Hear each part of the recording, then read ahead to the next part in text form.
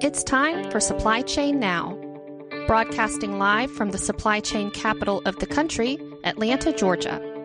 Heard around the world, Supply Chain Now spotlights the best in all things supply chain, the people, the technologies, the best practices, and the critical issues of the day. And now, here are your hosts. Hey, good morning. Scott Luton here with you on Supply Chain Now. Welcome to today's show. Hey, on today's show, we're kicking off a new series this week in business history. On this program, we're going to be taking a look at a particular week and then sharing some of the most relevant events from years past. Of course, mostly business focused with a little dab of global supply chain. And occasionally, we might just throw in a good story outside of our primary realm.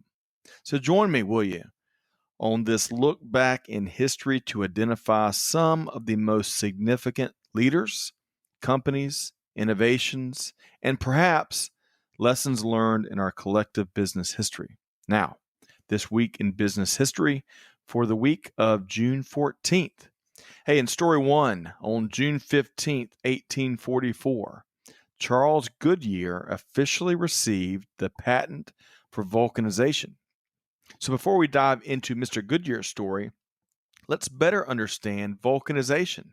Rubber in its natural form became very popular in the early 19th century. However, as many rubber plants were built to meet demand, some of the natural rubber's downfalls became widely evident.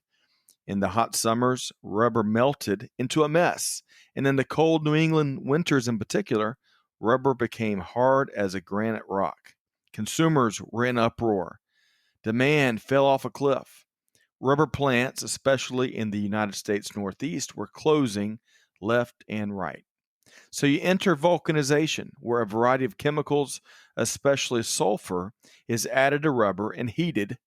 This process shrinks rubber to a degree while strengthening it and making the rubber harder. Vulcanization essentially makes rubber much more resistant to the temperature extremes and other harsh conditions. Interestingly enough to note, the word vulcanization comes from Vulcan, the Roman god of fire and forge. In fact, my dear third grade teacher from Aiken Elementary, Miss Marks, I'm sure is smiling from heaven with that reference. Okay, so let's get back to Mr. Charles Goodyear. Charles Goodyear was born in 1800 in New Haven, Connecticut. After a number of business endeavors and a bout with dyspepsia, Goodyear and his family were struggling. And somewhere in the early 1830s, he became fascinated with one thing: gum elastic, aka natural rubber. So keep in mind, the first use of natural rubber has been traced back to the indigenous cultures of Mesoamerica. Let me paint that on a map for you. So think central Mexico, moving southeast through Belize, Guatemala, eventually to northern Costa Rica. Back to Charles Goodyear. So he became infatuated with rubber. In particular, he seemed to latch on to one particular application: life preservers. Goodyear was absolutely convinced that rubber life preservers would cut down on the thousands of people that drowned each year worldwide.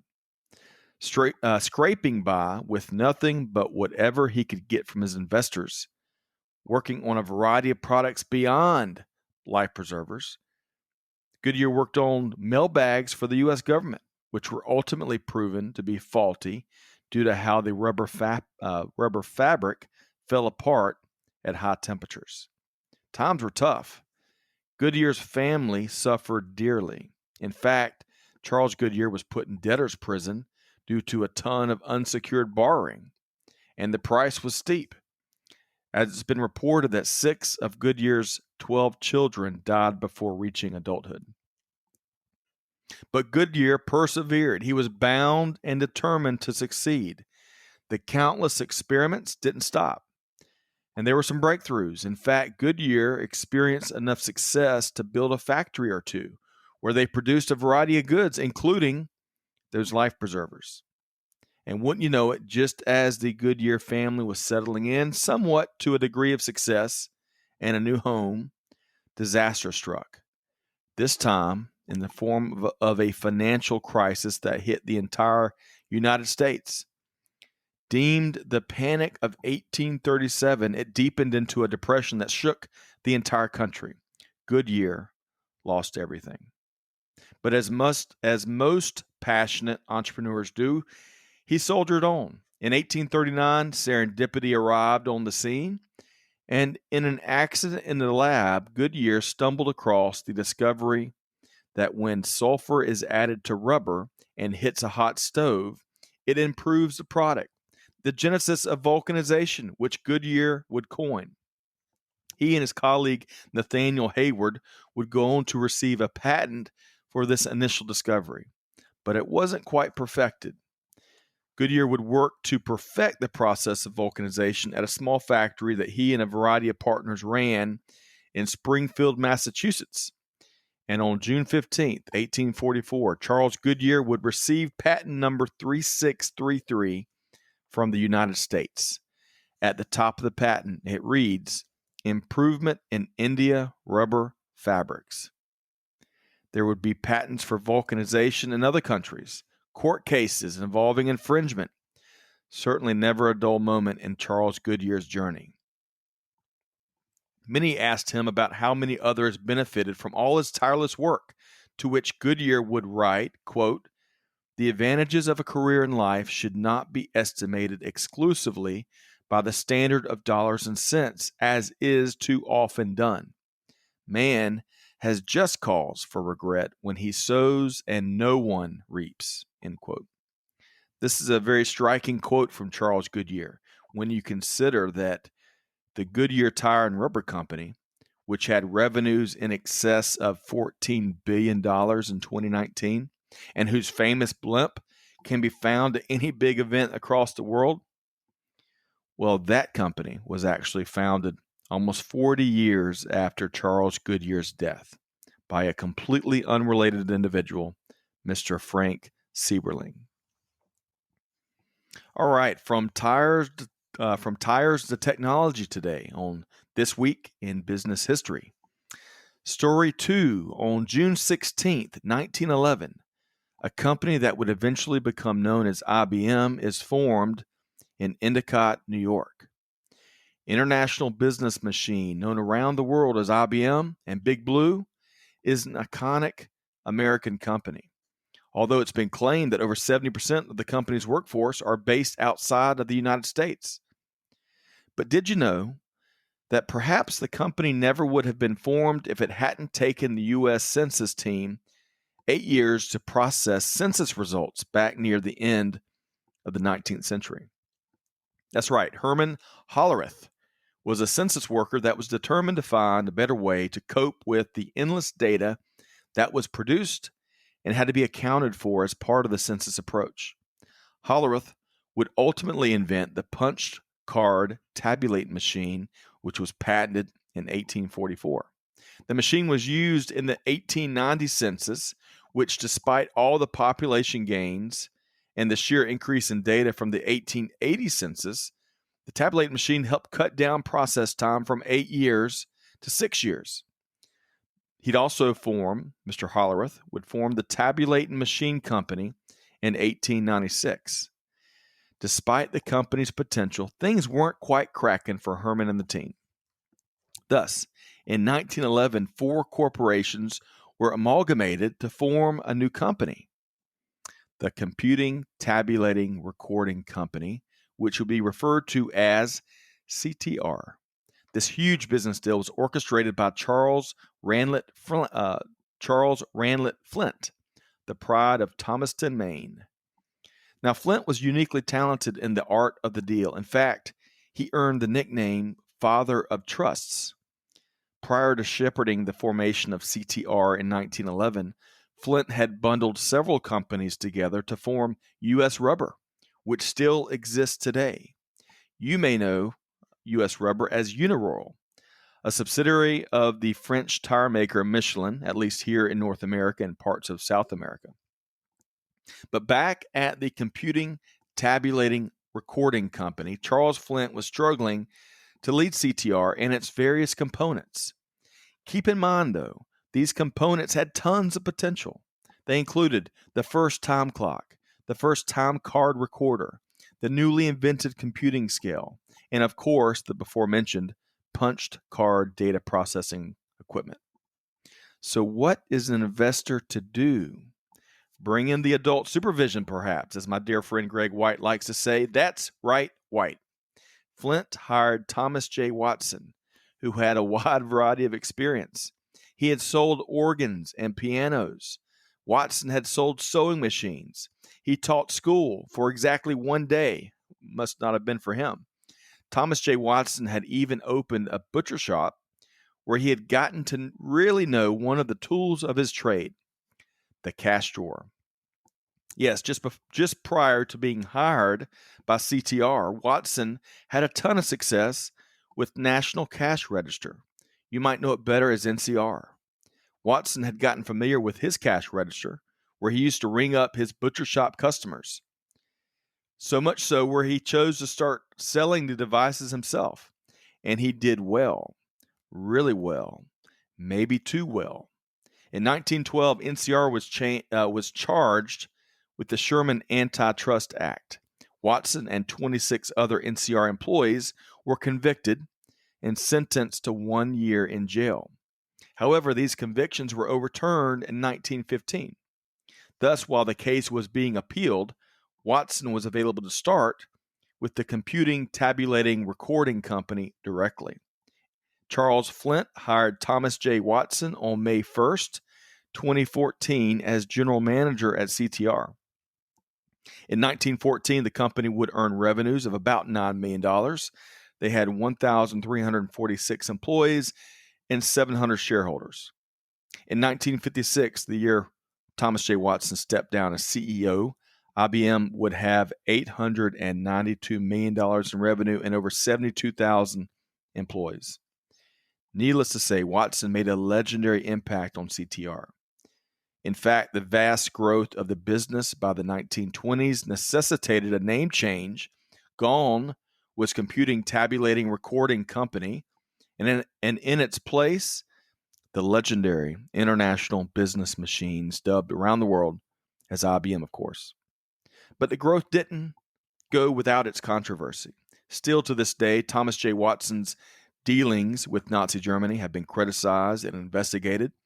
In 2001, author Edwin Black published a book that made many waves globally. It was entitled, quote, IBM and the Holocaust, the strategic alliance between Nazi Germany and America's most powerful corporation, end quote. To be fair now, during World War II, IBM doubled down on its support for the U.S. government and the Allied war effort. For example, IBM's radio type product was a significant communications contribution to the U.S. war effort, and the product received its first, most extensive use with the Allied military forces in World War II. IBM's steady rise and innovative contributions to global business continued throughout the second half of the 20th century. Think of artificial intelligence, modern typewriters, mainframe computers, magnetic stripe cards. Yep, you guessed it. The one we've been purchasing things with for years. And IBM did that. Fortran, the scientific programming language, personal computers, and so much more. Headquartered today in Armonk, New York, IBM operates in almost 200 countries worldwide. Arvind Krishna was appointed CEO in January 2020. Krishna was a major leader in the IBM acquisition of innovative technology firm Red Hat in 2018. Perhaps one of the greatest contributions to business and global supply chain is all the former IBMers that have left the company and gone on to do even bigger things, such as Apple CEO Tim Cook, Gartner founder Gideon Gartner, Patricia Roberts Harris, the first African-American woman to serve in the U.S. cabinet, and Canadian astronaut and Governor General Julie Payette. All right, we're going to wrap up today's episode with a few other important events from years past in This Week in Business History. On June 20th, 1840, Samuel F.B. Morse, the pride of Charlestown, Massachusetts, and an incredibly talented artist, by the way, received the patent for Morse code. On June 16, 1903, Ford Motor Corporation is founded in Detroit, Michigan. This was Ford's second car company. His first was the Henry Ford Company, founded in 1901. Ford left that company, along with his name, in 1902. The Henry Ford Company, as it were, would go on to be known as the Cadillac Motor Company, which is still alive and well, and interestingly enough, part of General Motors, the primary Ford competitor. On June 15, 1919, the first nonstop transatlantic flight was made by John Alcock and Arthur Brown. The duo was successful about 10 years prior to Charles Lindbergh's famous solo feat. On June 18, 1923, long before Uber or Lyft, the first Checker taxicab rolled off the assembly line in Kalamazoo, Michigan. At its peak, the company would make 5,000 taxicabs a year, and as times changed, so did Checker Cab Manufacturing Company's fortunes. Unfortunately, it closed in 2009, shortly after declaring bankruptcy. On June 18, 1928, Amelia Earhart, the pride of Atchison, Kansas, became the first woman to fly across the Atlantic Ocean as a passenger. Of course, she'd later famously pilot a nonstop solo transatlantic flight in 1932. 5 years later, while attempting to make a flight around the world, the famous pioneer and challenger of the status quo would disappear, along with her Lockheed Model 10E Electra and navigator Fred Noonan. On June 16, 1963, Soviet cosmonaut Valentina Tereshkova would become the first woman in space as part of the Vostok 6 mission. On June 20th, 1963, on the heels of the Cuban Missile Crisis, a direct communications link was installed between Washington, D.C. and Moscow. It was not a red telephone, as popular culture may imply, but initially it was a teletype mission linking specifically the Kremlin with the Pentagon, not the White House.